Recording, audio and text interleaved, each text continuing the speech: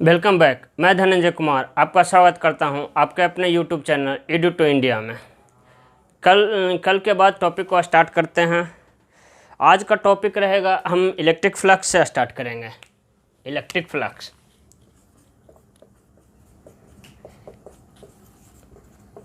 What is electric flux? Electric flux क्या होता है? तो इलेक्ट्रिक फ्लक्स होता है rate of flow of electric field in A given area. जैसे सपोज कोई एक एरिया है, ये एक एरिया है जिसमें इलेक्ट्रिक फील्ड का फ्लो का रेट होता है, वही उसका इलेक्ट्रिक फ्लक्स होता है। मीन्स क्या हुआ कि electric flux is the rate of flow of the electric field through a given area. सबसे पहले डेफिनेशन लिख लेते हैं। Definition,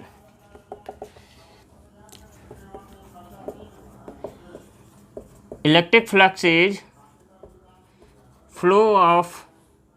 rate of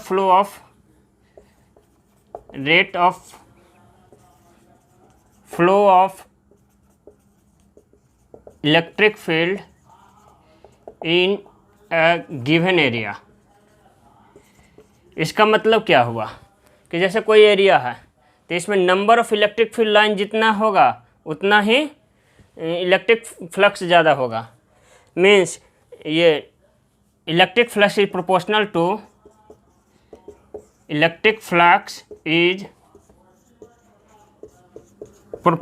to number of electric field lines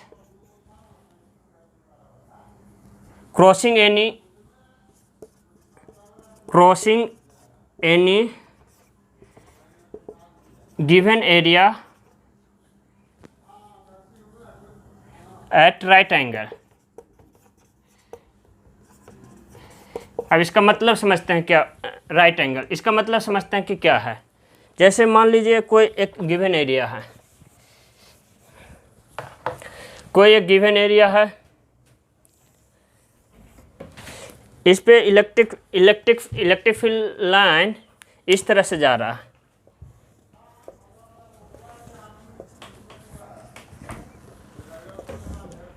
ठीक है, तो इलेक्ट्रिक फ्लक्स क्या होता है कि मतलब ये जितना भी एरिया है उस पर number of electric field line जितना ज़्यादा होगा उतना ही ज़्यादा इलेक्ट्रिक फ्लक्स होगा। इसको मैथमेटिकल कैसे हम शो करेंगे? तो जैसे ये गिवन एरिया है तो इसका इसे डिनोट किया जाता है फाई से। इट इज डिनोटेड बाई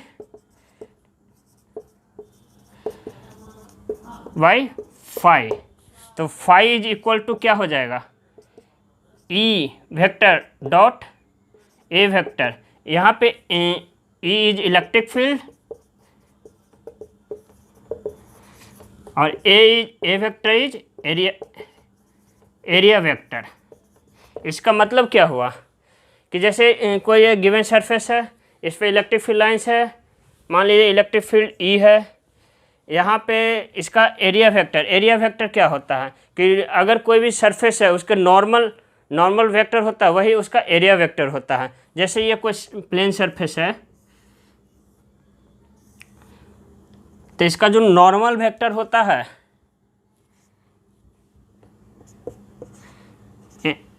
ये इसका एरिया वेक्टर होता है। या तो ऊपर होता है, इसमें दो एरिया वेक्टर होगा, एक ऊपर होगा एक नीचे होगा।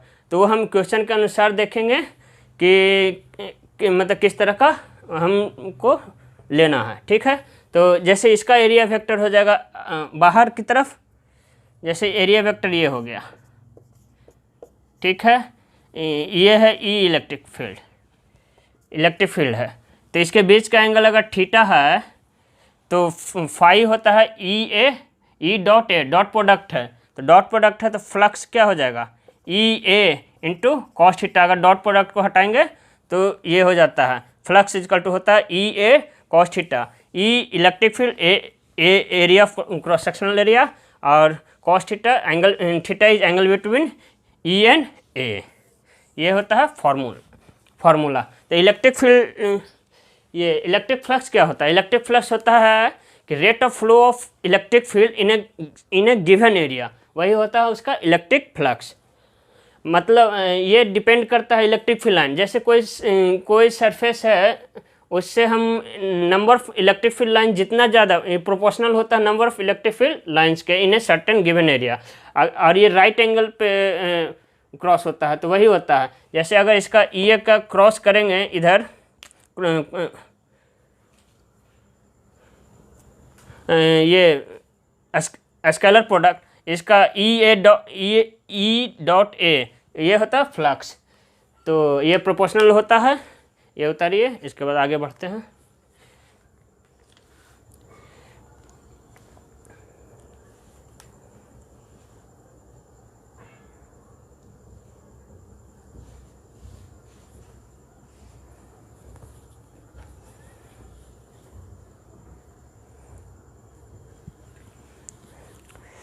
एरिया वेक्टर क्या है? एरिया वेक्टर है कि normal to the surface, normal to the surface. Area vector होता है किसी भी सरफेस का नॉर्मल, वो उसका एरिया वेक्टर होता है। ठीक है, अब चलते हैं फ्लक्स। जब इलेक्ट्रिक फील्ड कांस्टेंट हो और इलेक्ट्रिक फील्ड इनफॉर्म हो और इलेक्ट्रिक फील्ड नॉन इनफॉर्म हो, तो फ्लक्स कैसे निकालेंगे? ठीक है, तो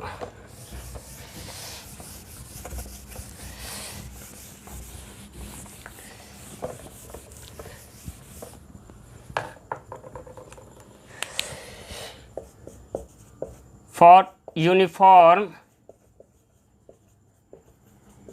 electric field over an area means क्या हुआ कि इलेक्ट्रिक फील्ड है जो किसी भी एरिया में यूनिफॉर्म हो, तो फ्लक्स क्या होगा? तो फ्लक्स इजकल टू हो जाएगा ई डॉट ए वेक्टर, या फिर इसको हम लिख सकते हैं E A cos theta. Theta is angle between A and E.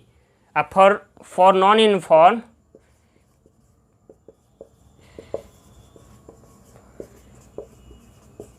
electric field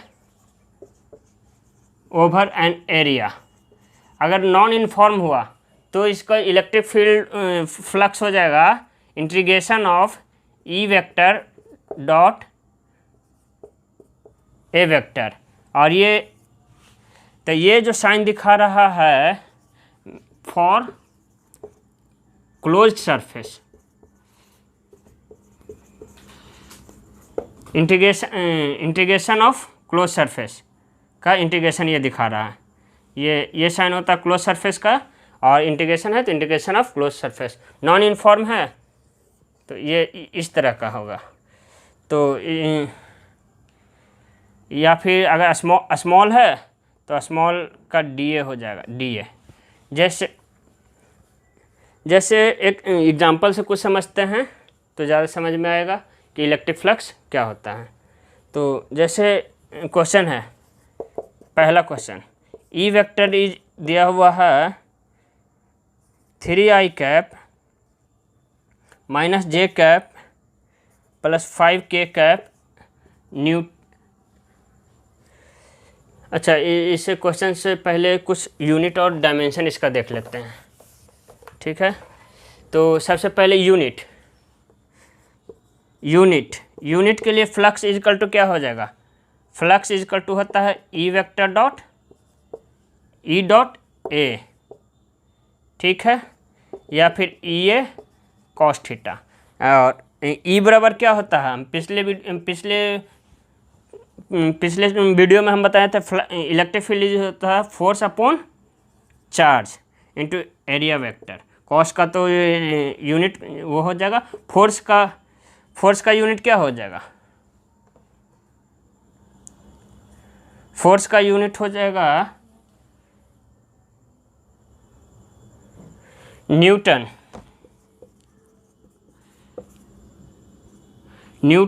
ये एरिया का क्या हो जाएगा? Metre square upon coulomb. इसी को एक तरह से लिखा जाता है, इसी को हम फिर एक और तरह से लिख सकते हैं वोल्ट मीटर, जो हम आगे पढ़ेंगे। ये वाला हम आगे पढ़ेंगे, अभी ये इससे डिराइव हो गया। ठीक है, तो यूनिट क्या हो जाएगा? तो newton metre square newton metre square divided by coulomb. और एक और यूनिट होता है वोल्ट और volt metre, volt into metre. ठीक है, अब एक इसका डायमेंशन देख लेते हैं क्या होगा। डायमेंशन डायमेंशन के लिए फोर्स का डायमेंशन क्या हो जाएगा, mL/t-2। एरिया का डायमेंशन क्या हो जाएगा, L²। और चार्ज का डायमेंशन क्या हो जाएगा, तो Q बराबर IT। तो I का क्या हो जाता है, A इंटू T। तो यहाँ से डायमेंशन आ जाएगा mL3T-3 A⁻⁻1। ये होता है इसका डायमेंशन ऑफ फ्लक्स। तो अभी तक इसको हम थोड़ा सा देख लेते हैं, इस पर 2-3 न्यूमेरिकल, तो ज़्यादा अच्छा से समझ में आएगा। तो हम अब न्यूमेरिकल पर चलते हैं, ये उतार लीजिए।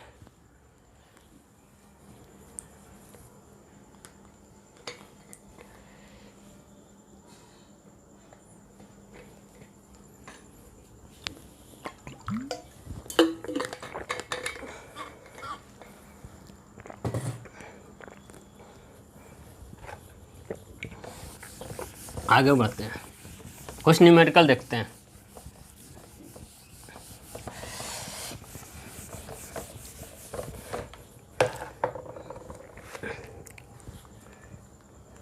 जैसे क्वेश्चन पहला, ई वेक्टर दिया हुआ है 3i cap minus j cap plus 5k cap newton metre square upon coulomb. और एरिया वेक्टर दिया हुआ है i cap minus j cap plus 2k cap metre square. तो हमको निकालना है फाइंड फ्लक्स। क्या फ्लक्स क्या है, ठीक है, फ्लक्स हमको निकालना है। तो यहाँ पे इलेक्ट्रिक फील्ड यूनिफॉर्म है, क्योंकि ये किसी वेरिएबल पर डिपेंड नहीं कर रहा। और तो फ्लक्स का फार्मूला क्या हो जाएगा, फ्लक्स इक्वल टू हो जाएगा E vector dot A vector. अब दोनों का डॉट प्रोडक्ट लेंगे, तो डॉट प्रोडक्ट में हम जानते हैं इसका आई के कंपोनेंट को आपस में मल्टीप्लाई करेंगे। 3 × 1 प्लस ये -1 × -1 1 प्लस 5 × 2। तो यहाँ से आ जाएगा 3 + 1 + 10 = 14 newton metre square upon coulomb. ये आंसर आ जाएगा 14, क्योंकि यहाँ पे इलेक्ट्रिक फील्ड यूनिफॉर्म था, इसलिए ये फार्मूला लगेगा। अगर नॉन यूनिफॉर्म रहेगा तो फॉर नॉन यूनिफॉर्म के लिए E.dA का इंटीग्रेशन, ये नॉन यूनिफॉर्म के लिए। यहाँ पे यूनिफॉर्म है, इसलिए ये लगा। अब आगे एक और क्वेश्चन सॉल्व करते हैं, देखते हैं क्वेश्चन नंबर 2। जैसे ई वेक्टर दिया हुआ है 2i cap minus plus 3j cap plus 4k cap, ठीक है। अब कह रहा है कि एक एरिया है, एरिया बराबर दिया हुआ है 10 मीटर स्क्वायर और प्लेस्ड इन, इसमें से 2-3 प्लेस्ड इन 2-3 इसमें है। पहला XY प्लेन, दूसरा YZ प्लेन, तीसरा XZ प्लेन। तो अब हमको फ्लक्स निकालना है, तीनों केस में निकालना है। तो कैसे निकलेगा देखते हैं। जैसे ये XY प्लेन में एरिया का मैग्नीट्यूड दिया हुआ है, तो एरिया वेक्टर हमको सबसे पहले निकालना है, क्योंकि यहाँ पे ई दिया हुआ है, एरिया दिया हुआ है। तो एरिया वेक्टर, तो एरिया वेक्टर के लिए सबसे पहले एरिया वेक्टर के लिए एरिया इंटू इसका यूनिट वेक्टर, ठीक है। तो एरिया पहला केस हम ये ले रहे हैं, पहला केस मान लेते हैं ये x है, y है और ये z है, ठीक है। तो ये 10 मीटर स्क्वायर ये स्क्वायर फॉर्म में है, ये स्क्वायर फॉर्म में है, ठीक है। तो क्या हो जाएगा, तो इसमें इसका मतलब ये दिया हुआ है, ये है एरिया, ये है एरिया बराबर 10 मीटर स्क्वायर। अब इसका यूनिट वेक्टर निकालना है, तो यूनिट एरिया वेक्टर कैसे होगा, ठीक है। तो एरिया वेक्टर जैसे कोई भी प्लेन सरफेस है, जैसे ये मान लीजिए प्लेन सरफेस है, कोई भी प्लेन सरफेस है, ठीक है। तो इसका जो नॉर्मल होगा वही उसका एरिया वेक्टर होगा। तो ये देखिए एक्स वाई का एरिया वेक्टर किधर होगा, तो इसका एरिया वेक्टर होगा, इसका एरिया वेक्टर होगा इस डायरेक्शन में, एरिया वेक्टर होगा इस डायरेक्शन में। एक्स वाई का एरिया वेक्टर हो जाएगा ये आई के कैप में।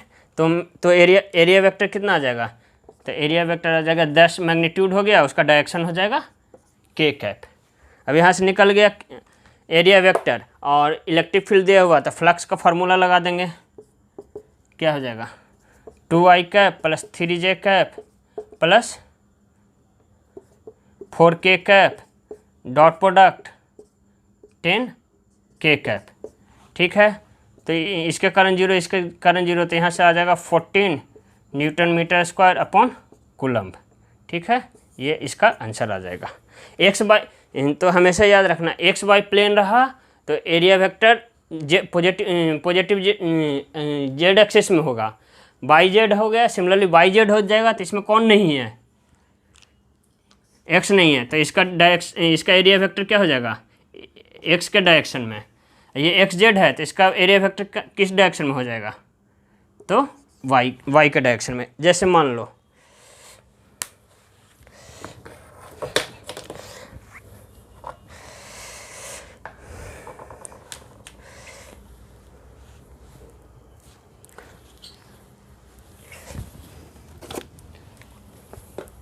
जैसे ये एक डब्बा है, ठीक है, ये है, ठीक है, ये 3D में है, तो ये एक्स एक्सिस है, ये वाई एक्सिस है, ये एक्स एक्सिस है, वाई एक्सिस है, तो जेड एक्सिस इधर होगा। ये इससे नहीं समझ में आ रहा, एक और दिखाते हैं। जैसे ये देखो तीनों परपेंडिकुलर है, ये तीनों परपेंडिकुलर है, ऐसे है, ठीक है। तो मान लो ये एक्स है, बाई है, जेड है, तो एक्स और बाई, एक्स वाई प्लेन, तो प्लेन ऐसे हो जाएगा, तो इसका नॉर्मल किधर हो जाएगा, इधर, इधर देखो आउटवर्ड की तरफ होगा, इसके तरफ होगा। तो अगर एक्स वाई प्लेन हुआ तो जेड, और ये एक्स और जेड हुआ, एक्स जेड हुआ, तो ये नॉर्मल इधर है तो बाई के डायरेक्शन में। सिमिलरली एक्स जेड हुआ तो बाई के डायरेक्शन में, बाई जेड हुआ तो एक्स के डायरेक्शन में, ठीक है। एरिया वेक्टर निकल के आएगा। इसे उतारो फिर आगे लगते हैं, उतारो तब तक।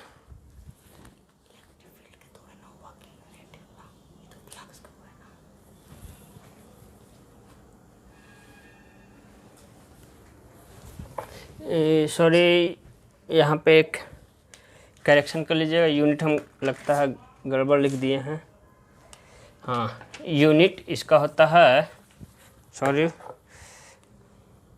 इसका यूनिट हम गड़बड़ लिख दिए थे, न्यूटन पर कूलम होता है, तभी तो फ्लक्स का यूनिट आता है newton metre square upon coulomb होता है, ठीक है। अब एक नॉन यूनिफॉर्म पे देख लेते हैं, तो नॉन यूनिफॉर्म पे देख लेते हैं तो समझ में आएगा कि कैसे नॉन यूनिफॉर्म का निकालते हैं, ठीक है। ये यूनिफॉर्म का देख लिए, अब नॉन यूनिफॉर्म का।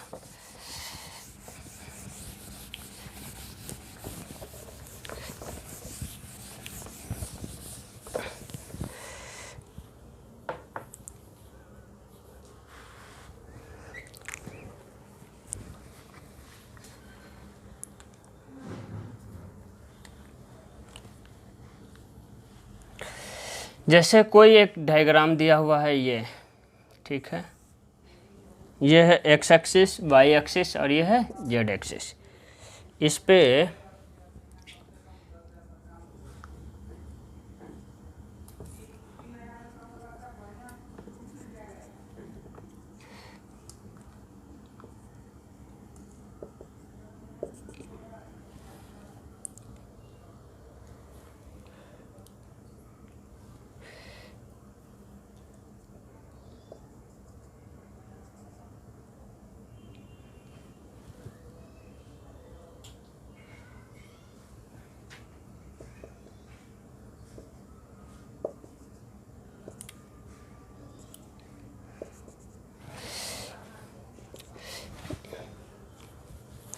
एक डायग्राम बना लेते हैं।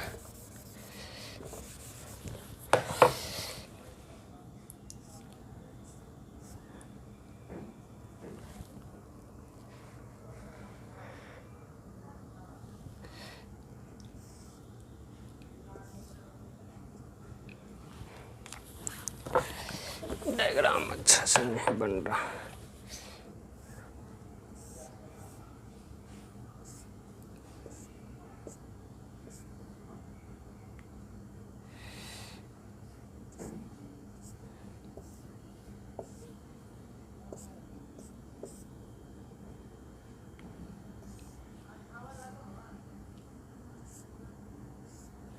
ये है, ठीक है। इलेक्ट्रिक फील्ड दिया हुआ है, इलेक्ट्रिक फील्ड वेरिएबल दिया हुआ E naught X square into I cap. इसका मतलब क्या हुआ कि जैसे जैसे ही एक्स का वैल्यू बढ़ेगा, और ये पॉइंट है a, 0 और ये पॉइंट है 2a, 0, ठीक है। इसका मतलब है डायरेक्शन तो आई कैप में है, लेकिन ये जैसे जैसे एक्स का वैल्यू बढ़ेगा इलेक्ट्रिक फील्ड बढ़ता चला जा रहा है, ठीक है। तो इलेक्ट्रिक फील्ड बढ़ता जा रहा है, यहाँ से इलेक्ट्रिक फील्ड का डायरेक्शन तो ये है, लेकिन इसका मैग्नीट्यूड वाइज बढ़ता जा रहा है। तो अब हम निकालते हैं फ्लक्स कितना होगा, ठीक है। नेट फ्लक्स कितना होगा, इसका फ्लक्स टोटल हमको निकालना है, ठीक है। तो कितना सरफेस है इसमें, 6 सरफेस है। तो इलेक्ट्रिक फील्ड का देखो, अब हमको इसको सॉल्व करना है। तो ये सरफेस का एरिया वेक्टर किधर होगा, ध्यान देना है। इस सरफेस का एरिया वेक्टर किधर होगा, ऊपर, और इलेक्ट्रिक फील्ड जा रहा है इस डायरेक्शन, एक्स डायरेक्शन में, तो इसके कारण 0। सिमिलरली इसके कारण 0, ठीक है। इसके पीछे वाले के कारण ये, इसके कारण 0, इसके पीछे वाले के कारण 0। तो सिर्फ इलेक्ट्रिक फ्लक्स आएगा सिर्फ 2 के कारण, जो इन हो रहा है और आउट हो रहा है। तो हम सबसे पहले फ्लक्स इन निकालते हैं। फ्लक्स इन कितना हो जाएगा, ठीक है। तो फ्लक्स इन क्या हो जाएगा, E vector dot D A vector का इंटीग्रेशन, ठीक है। अब ई डॉट डी ए, तो इसको हम लिख सकते हैं integration of E D A cos theta. अब देखो एरिया वेक्टर कितना है, एरिया वेक्टर इस इन जो हो रहा है, ये इन हो रहा है, इसका एरिया वेक्टर किधर हो जाएगा, माइनस के तरफ का है। कि हमेशा क्लोज सरफेस का याद रखना, फॉर क्लोज सरफेस, कोई भी क्लोज सरफेस है, जैसे ये क्लोज सरफेस है, तो उसका एरिया वेक्टर हमेशा आउटवर्ड होता है, ठीक है। For close surface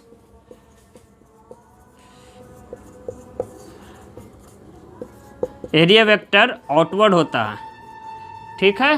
for close surface area vector outward होता है, ठीक है। तो ये क्लोज सरफेस है, तो इसका एरिया वेक्टर किधर हो जाएगा, आउटवर्ड, इधर इस डायरेक्शन में। तो यहाँ पे एरिया वेक्टर का डायरेक्शन क्या आ जाएगा, इधर हो जाएगा। तो ये दोनों के बीच का एंगल कितना बन रहा है, 180 डिग्री। तो यहाँ पर थीटा बराबर क्या हो जाएगा, थीटा बराबर 180 डिग्री, ठीक है। तो जैसे ही 180 डिग्री आया तो क्या हो जाएगा, ई डी ए कॉस 180 कितना होता है, तो कॉस 180 कितना होता है, माइनस ई डी ए, ठीक है। अब ई का वैल्यू यहाँ पे पुट करेंगे, माइनस ई बराबर क्या हो जाएगा, ई नॉट, यहाँ पे इलेक्ट्रिक यहाँ पे इलेक्ट्रिक फ्लक्स कितना हो जाएगा, ई नॉट। और एक्स के जगह पे यहाँ पे क्या हो जाएगा, एक्स का जगह पे एक्स इजकल टू ए पे हम देख रहे हैं, तो एक्स इजकल टू ए पे ई बराबर क्या हो जाएगा, E naught into A square, ठीक है। तो E naught into A square into D A. अब minus E not A square integration of D A, मतलब ये एरिया, तो ये एरिया एक स्क्वायर की तरह बिहेव करेगा। तो स्क्वायर का एरिया कितना हो जाएगा, जबकि इसका साइड दिया हुआ सबका ए, तो ये हो जाएगा minus E not A square into A square.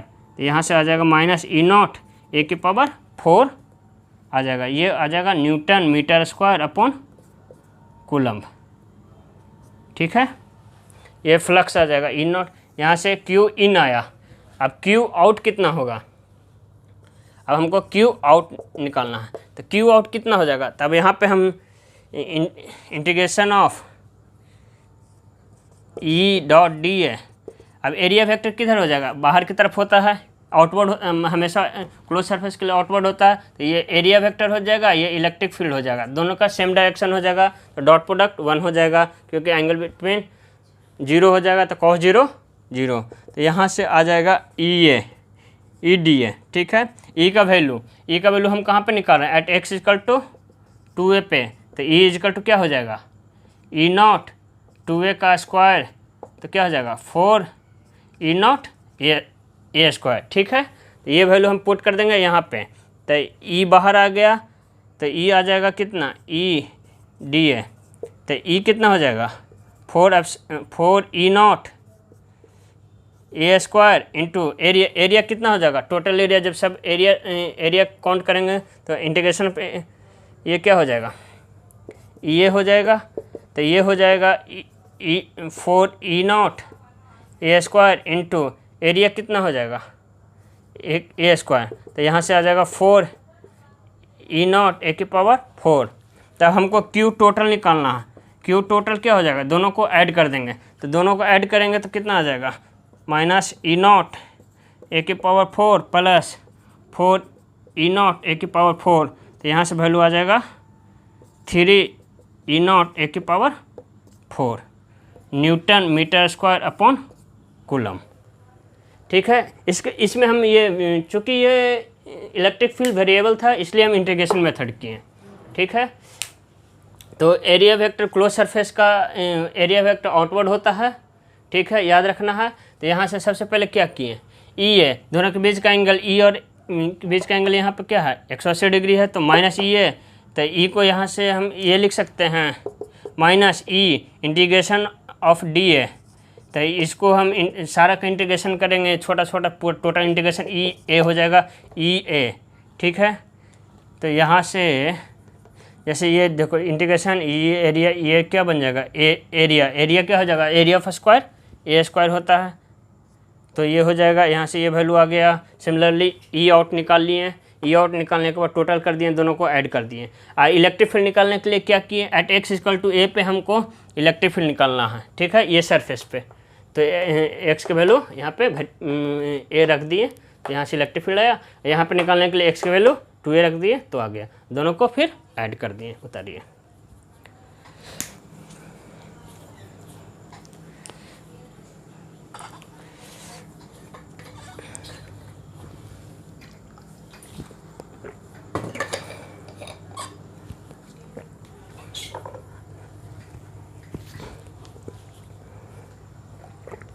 एक और न्यूमेरिकल देखते हैं।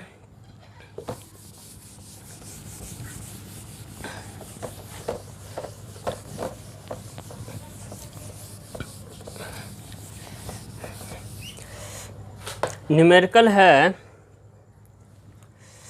Electric flux due to electric flux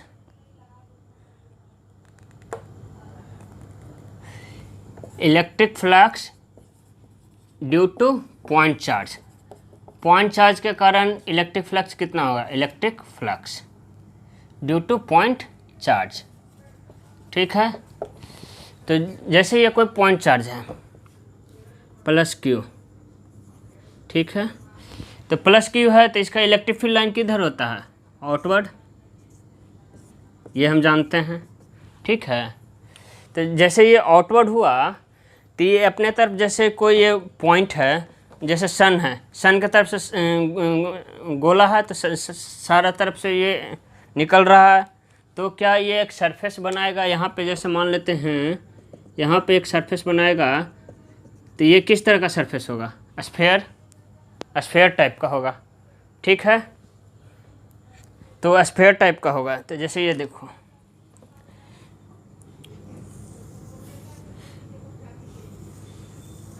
इस टाइप का सरफेस हुआ, ठीक है। यहाँ पे सेंटर पे चार्ज है प्लस क्यू, तो इसके तरफ से सभी जगह क्या निकल रहा है, ऐसे निकल रहा है, ऐसे निकल रहा है, ऐसे निकल रहा है, इधर निकल रहा है, इधर निकल रहा है, इस तरफ से निकल रहा है। ठीक है।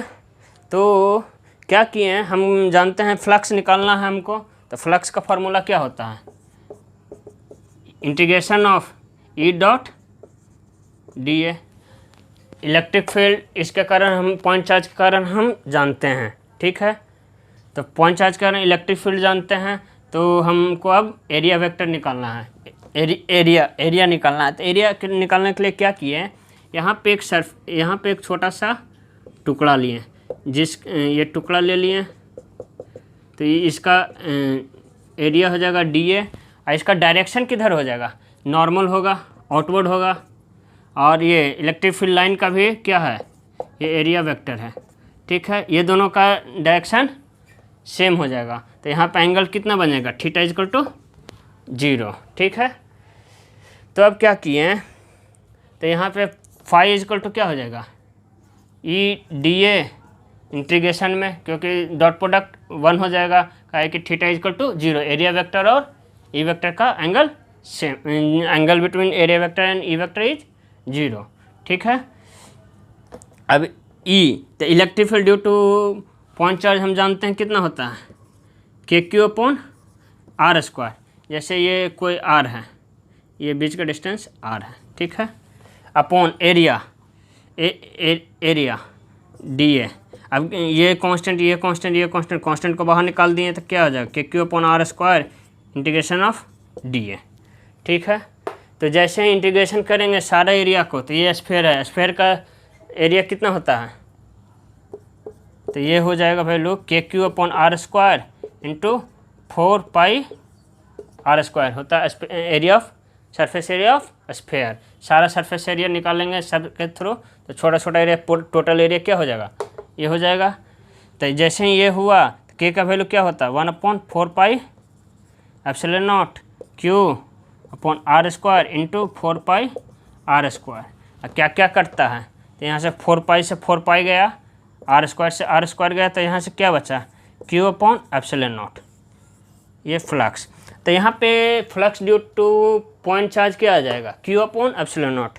ये रिजल्ट क्या शो कर रहा है कि जो भी पॉइंट चार्ज के कारण फ्लक्स है वो किसी पे डिपेंड नहीं कर रहा, वो सिर्फ और सिर्फ चार्ज जो जिस चार्ज पे हम निकालना है, और एप्सिलॉन नॉट एक ये कांस्टेंट होता है, ठीक है। तो ये किसी पे डिपेंड नहीं करता है। तो मतलब क्या हुआ कि ये शेप पे, साइज पे इंडिपेंडेंट है, मतलब कि किस तरह का शेप के अंदर है कोई चार्ज। जैसे ये हुआ, इसके अंदर क्यू चार्ज है, ठीक है, तो फ्लक्स इसके थ्रू कितना होगा, तो क्यू अपॉन एप्सिलॉन नॉट, क्योंकि ये independent of shape and size, ठीक है। फ्लक्स क्या हो जाएगा, फ्लक्स हो जाएगा इसके कारण भी क्यू अपॉन एप्सिलॉन नॉट, ये है। तो इसके कारण भी फ्लक्स कैसा हो जाएगा, फ्लक्स हो जाएगा क्यू अपॉन एप्सिलॉन नॉट, ठीक है। और एक न्यूमेरिकल देखते हैं, इसके बाद एक और न्यूमेरिकल देखते हैं, इसी बेस्ट पे उतार लीजिए तब तक।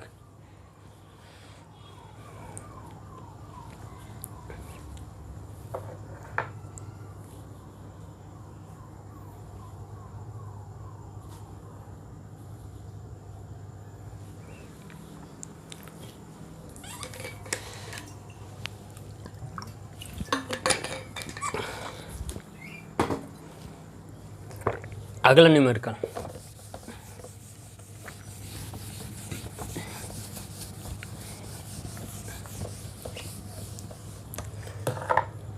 जैसे कोई एक क्यूब है, ठीक है, इसमें चार्ज क्यू है इसके अंदर। अब बोल रहा है कि हमको निकालना है electric flux coming out from one face. कितना होगा, इलेक्ट्रिक फ्लक्स निकालना है किसी एक फेस से, फेस ऑफ क्यूब, किसी एक फेस से, किसी से भी निकालना है इलेक्ट्रिक फ्लक्स कितना होगा, ठीक है। इलेक्ट्रिक फ्लक्स होता क्या है, इलेक्ट्रिक फील्ड लाइन कितना पास कर रहा है। जैसे इलेक्ट्रिक फील्ड लाइन इससे पास करेगा चारों तरफ,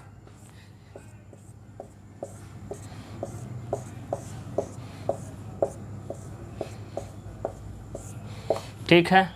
चूँकि ये डायमेंशन सिमेट्री है तो जितना भी सरफेस है इसके द्वारा जितना फ्लक्स निकलेगा, जो इसके द्वारा सारे सरफेस सारे फेस के द्वारा सेम इलेक्ट्रिक फील्ड लाइन्स निकलेगा, मतलब सारे के द्वारा इलेक्ट्रिक फ्लक्स कितना हो जाएगा, सेम हो जाएगा। तो हम फ्लक्स टोटल जानते हैं कितना होता है। अगर क्यू चार्ज के कारण फ्लक्स टोटल कितना हो जाएगा, तो ये डायरेक्ट हो जाएगा क्यू अपॉन एप्सिलॉन नॉट, क्योंकि ये फ्लक्स डिपेंड नहीं करता शेप एंड साइज से, अभी पढ़े हैं। अब हमको एक फेस से निकालना है तो वन फेस तो टोटल फेस कितना होता है क्यूब में, तो flux total number of face होता है, number of face in cube is equal to 6। तो टोटल 6 के कारण इतना, तो 1 के कारण कितना हो जाएगा, क्यू अपॉन 6 एप्सिलॉन नॉट, ये वैल्यू आ जाएगा, ठीक है। यहाँ तक समझ में आया होगा। अब इसके बाद चलते हैं, इसी से रिलेटेड है गॉस थ्योरम, गॉस थ्योरम या गॉस लॉ। अब गॉस लॉ पढ़ते हैं, ठीक है। तो गॉस लॉ का सबसे पहले डेफिनेशन देखते हैं, फिर उसके बाद देखते हैं कि ये मतलब कैसे होता है।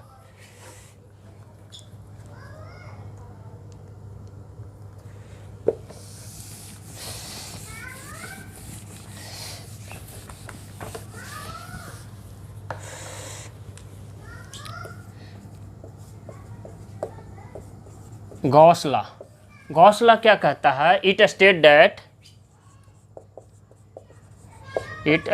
That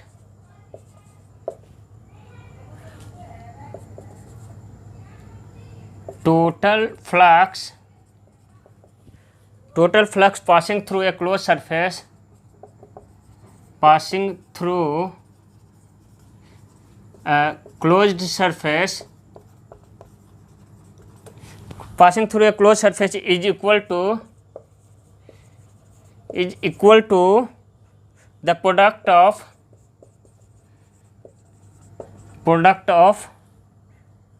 sum of enclosed charge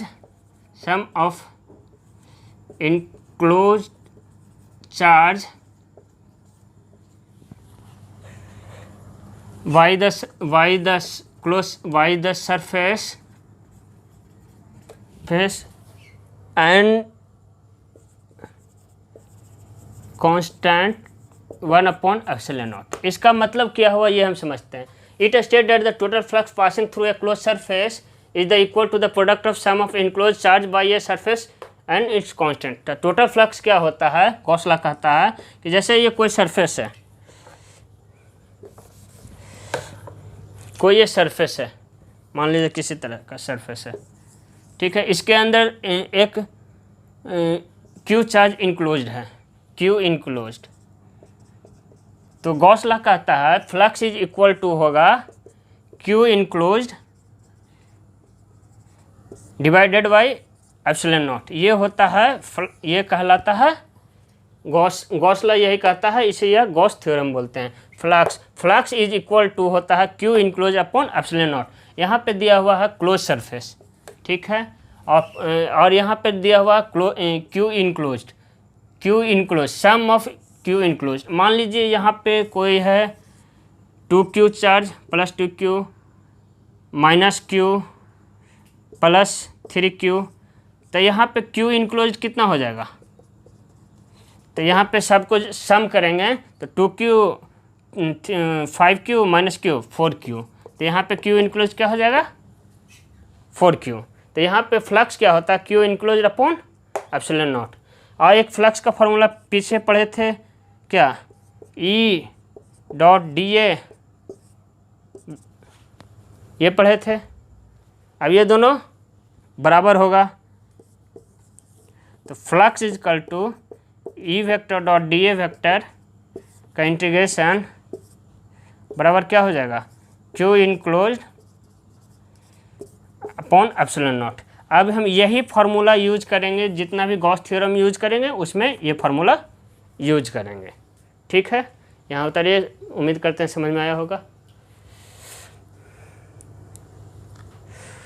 और ये अभी बताए थे कि ये होता है इंटीग्रेशन ओवर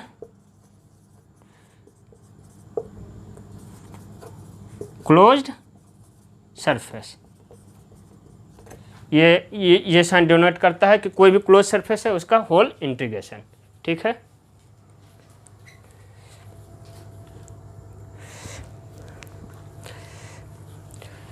इसके बाद पढ़ाएंगे कुछ important point related to Gaussian surface and Gauss theorem के रिलेटेड हम कुछ इंपॉर्टेंट पॉइंट पढ़ाएंगे जो बहुत ही इंपॉर्टेंट हैं।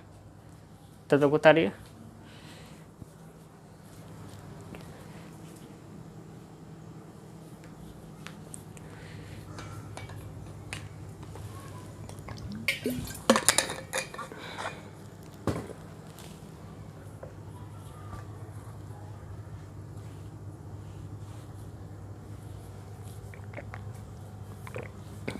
अब important point,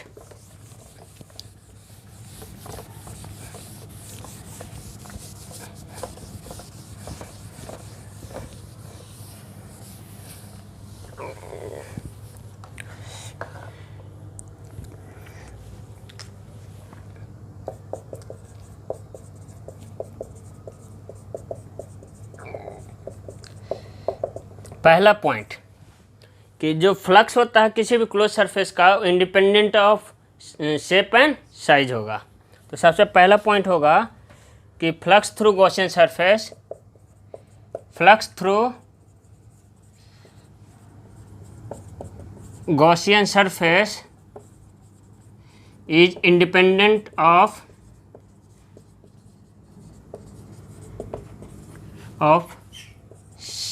shape and size of Gaussian surface। मतलब क्या हुआ, जैसे कोई स्फेयर है जिसका रेडियस है r, इसके q इनक्लोज है q, तो फ्लक्स कितना होगा, फ्लक्स हो जाएगा q/ε0। और कोई क्यूब है, इसके अंदर भी क्यू इनक्लोज्ड है, तो फ्लक्स कितना हो जाएगा q/ε0। देखो शेप में डिफरेंट शेप से इंडिपेंडेंट है।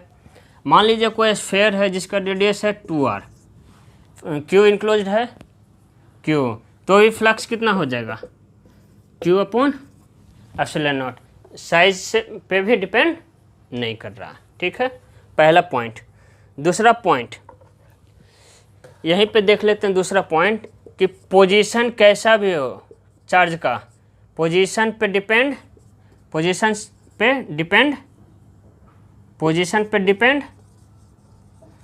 डिपेंड्स नहीं करता है। मतलब अगर ये चार्ज Q यहाँ है या फिर ये चार्ज Q यहाँ हो या Q चार्ज यहाँ हो, तो इससे डिपेंड नहीं करेगा।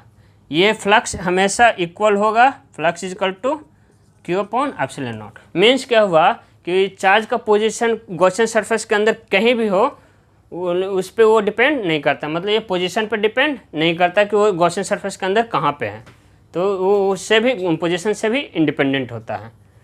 फिर आगे चलते हैं। अब तीसरा पॉइंट क्या कहता है कि फ्लक्स सिर्फ डिपेंड कर रहा है, ओनली डिपेंड्स इनसाइड चार्ज है, जो इनसाइड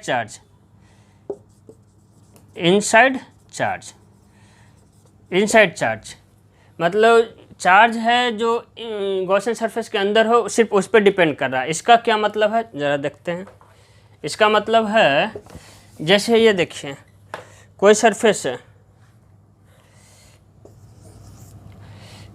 यहाँ पे Q1 है, यहाँ पे Q2 है, Q3 है, Q4 है, Q5 है, तो जो ये इंक्लोज्ड है सिर्फ उस पर डिपेंड करेगा, इससे उसका कोई मतलब नहीं रहेगा। सिर्फ और सिर्फ फ्लक्स डिपेंड करेगा उसके अंदर जो सरफेस के अंदर है वही है, मतलब flux depends on only inside charge, means सिर्फ क्यू इनक्लोज्ड, मतलब जो भी सरफेस के अंदर रहेगा सिर्फ उस पर डिपेंड करेगा, उसके अलावा किसी पे डिपेंड, बाहर वाले जितने भी चार्ज है उस पर डिपेंड नहीं करेगा।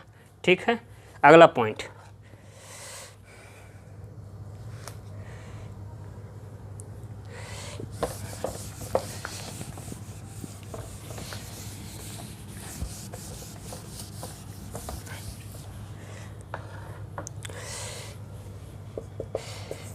फ्लक्स है जो डिपेंड करेगा सिर्फ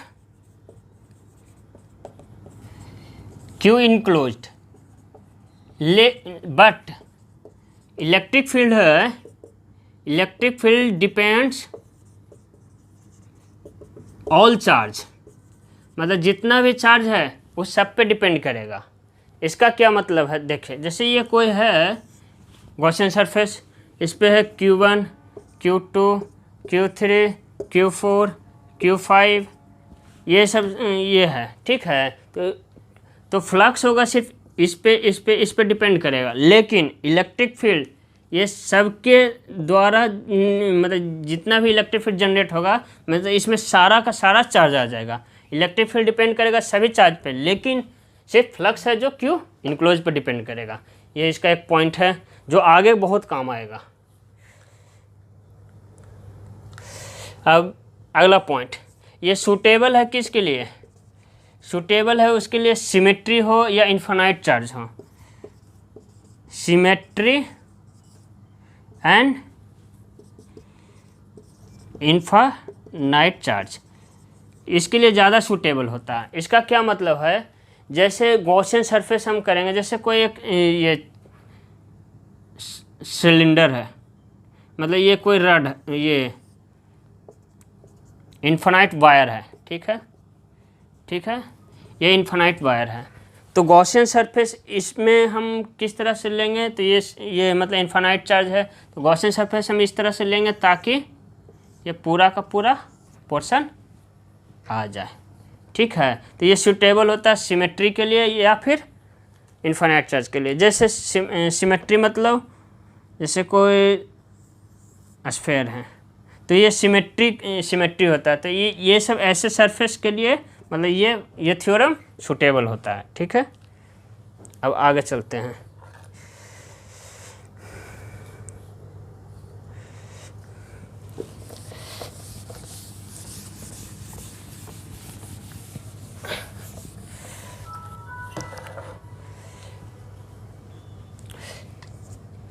छठा, अगला पॉइंट क्या होगा कि अगर कोई क्लोज सरफेस है, क्लोज सरफेस, तो इनकमिंग फ्लक्स को हम लोग निगेटिव मानते हैं और आउटगोइंग को पॉजिटिव मानते हैं, ठीक है। ये क्यों ऐसा मानते हैं, जैसे कोई ये सरफेस है जिसके अंदर क्यू इनक्लोज्ड है, इलेक्ट्रिक फील्ड इसके द्वारा बाहर आएगा, और अभी हम बताए थे कि area vector of close surface क्या होता है, आउटवर्ड होता है, ठीक है। तो एरिया वेक्टर ये हो जाएगा, इलेक्ट्रिक फील्ड ये हो जाएगा, क्योंकि ये प्लस क्यू चार्ज है। तो देखो आउटगोइंग है तो पॉजिटिव हो जाएगा, क्योंकि ई डॉट ए क्या हो जाएगा, एंगल बिटवीन दोनों का 0 है, तो ये पॉजिटिव हो जाएगा फ्लक्स। मान लीजिए कोई सरफेस है, वहाँ पे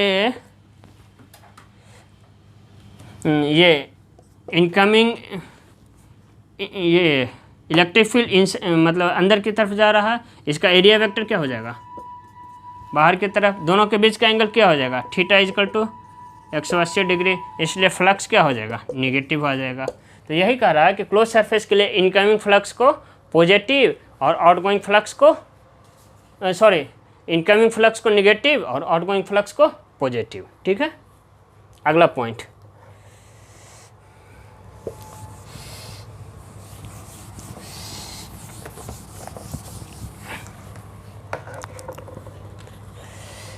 कोई भी गॉसियन सरफेस फ्लक्स अगर 0 है, इसका मतलब ये कभी नहीं होगा, does not implies electric field भी 0 हो। लेकिन अगर इलेक्ट्रिक फील्ड जीरो है, this implies flux equal to zero. इसका क्या मतलब है, अगला पॉइंट का मतलब कि अगर फ्लक्स जीरो है इसका मतलब ये नहीं है कि इलेक्ट्रिक फील्ड जीरो होगा, और अगर इलेक्ट्रिक फील्ड जीरो है तो ये जरूरी ही ये इम्प्लाई कर रहा है कि फ्लक्स जीरो होगा। ऐसा क्यों? देखो, फ्लक्स का हम क्या जानते हैं, Q enclosed upon epsilon not, और फ्लक्स इक्वल टू क्या होता है, ई vector dot D A vector का इंटीग्रेशन।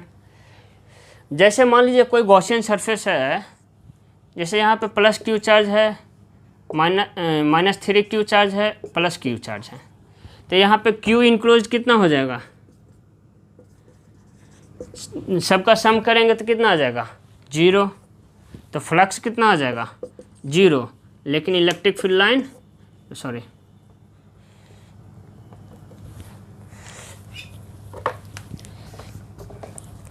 लेकिन इलेक्ट्रिक फील्ड लाइन ये तो जनरेट करेगा ही करेगा, ठीक है।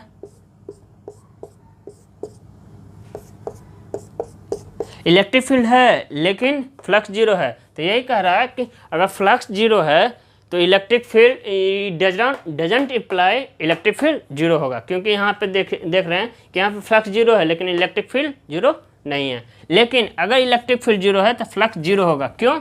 क्योंकि जैसे ही इलेक्ट्रिक फील्ड जीरो आया यहाँ पे तो ये इंटीग्रेशन का वैल्यू क्या आ जाएगा, जीरो। तो ये कह रहा है कि इलेक्ट्रिक फील्ड अगर जीरो है तो फ्लक्स जीरो होगा ही होगा, लेकिन फ्लक्स जीरो है इसका मतलब ये नहीं है कि मतलब इलेक्ट्रिक फील्ड भी जीरो हो, ठीक है। ये कुछ इंपॉर्टेंट पॉइंट पढ़े हैं।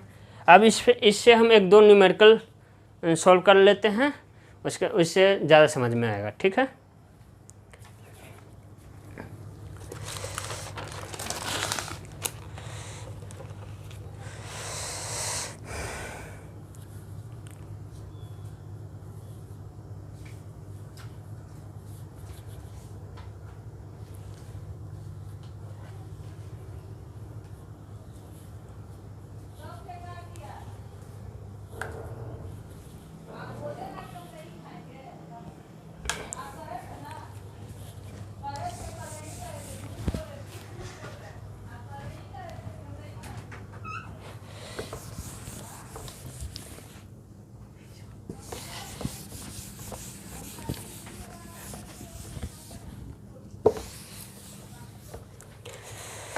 कुछ अब न्यूमेरिकल सॉल्व कर लेते हैं, ठीक है।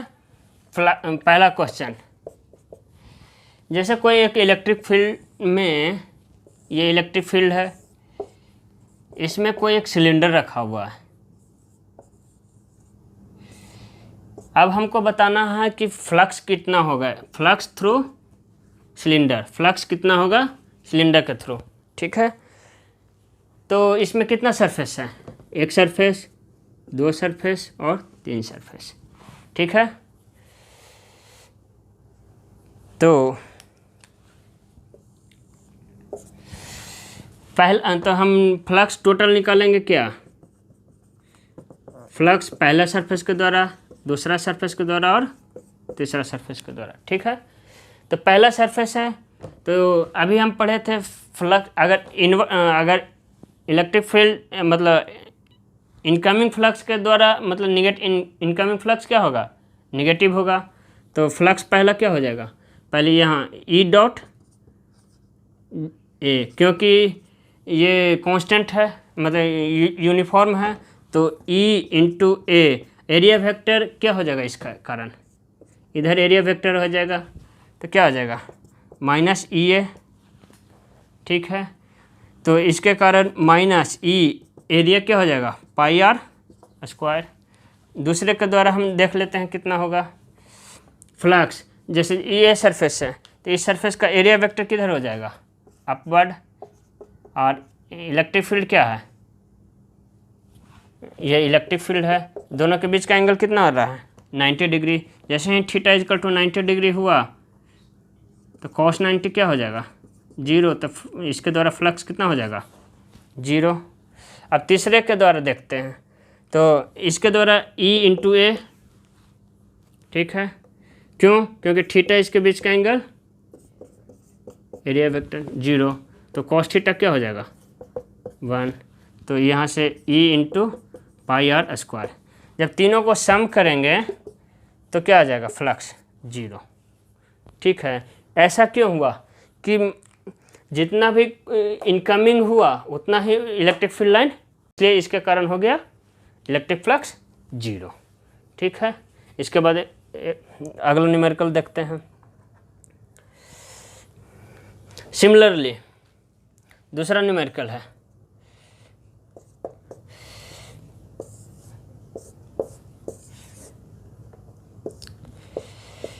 कोई इलेक्ट्रिक फील्ड है इस तरह से,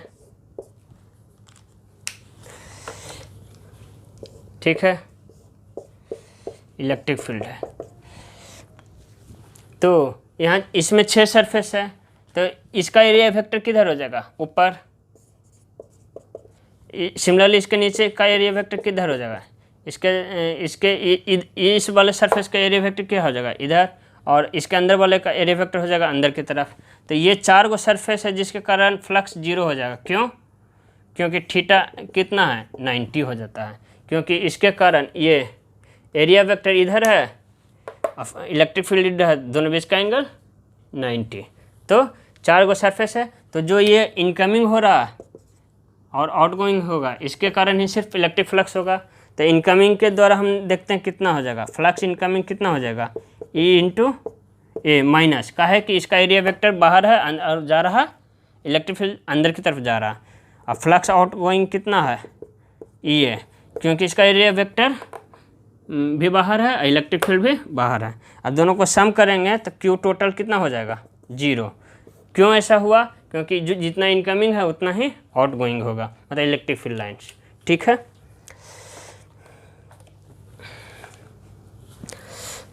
अब 1-2 न्यूमेरिकल और सोल्व करते हैं, उसके बाद क्लास को ऑफ करते हैं।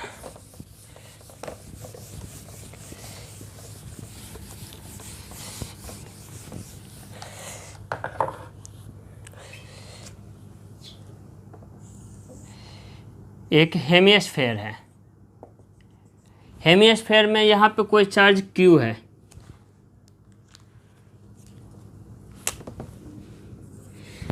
Q है, ठीक है, पॉइंट चार्ज है, ये एक पॉइंट चार्ज Q है। ठीक है, तो पॉइंट चार्ज है, पॉइंट चार्ज क्या होता है, स्फेयर होता है। तो चूंकि ये हेमिस्फेयर है तो Q enclose, Q flux equal to क्या हो जाएगा, Q enclose divided by epsilon nought. Q enclose कितना हो जाएगा, तो चूंकि Q इनक्लोज कितना हो जाएगा, Q/2। क्यों?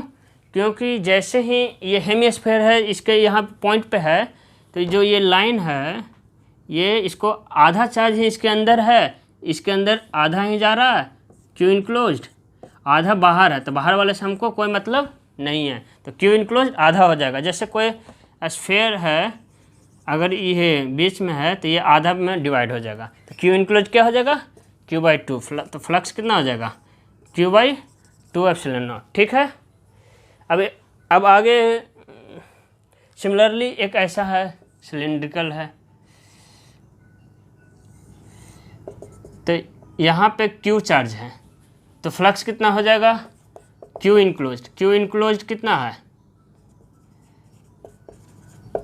Q इनक्लोज कितना होता है, सिमिलरली Q/2 हो जाएगा, तो फ्लक्स कितना आ जाएगा, Q/2 एप्सिलॉन नॉट। क्यों? क्योंकि जैसे ही सरफेस है, जैसे ये पॉइंट है, तो यहाँ पे अगर है तो आधा चार्ज अंदर रहेगा, आधा बाहर रहेगा। ठीक है, अब देखते हैं सिमिलरली कोई क्यूब है, क्यूब है, तो ये सरफेस है, ये फेस है, यहाँ पे Q चार्ज है, तो भी Q इनक्लोज क्या हो जाएगा,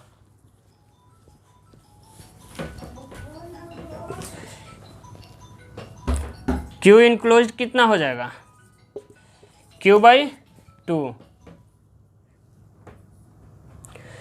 तो फ्लक्स कितना हो जाएगा, Q/2 एप्सिलॉन नॉट।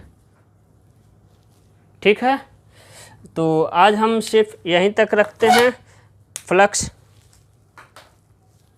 आज इतना ही रखते हैं। आज क्या क्या पढ़ें, इलेक्ट्रिक फ्लक्स पढ़े और गॉस थ्योरम पढ़ें। इसके बाद टॉपिक को आगे बढ़ाएंगे। यहाँ तक उम्मीद करते हैं यहाँ तक समझ में आया है? अगर अच्छा लगे, वीडियो अच्छा लगे तो लाइक करें, सब्सक्राइब करें और दोस्तों को शेयर करें ताकि घर बैठे अच्छी तैयारी कर सकें। ओके बाय, मिलते हैं नेक्स्ट वीडियो में।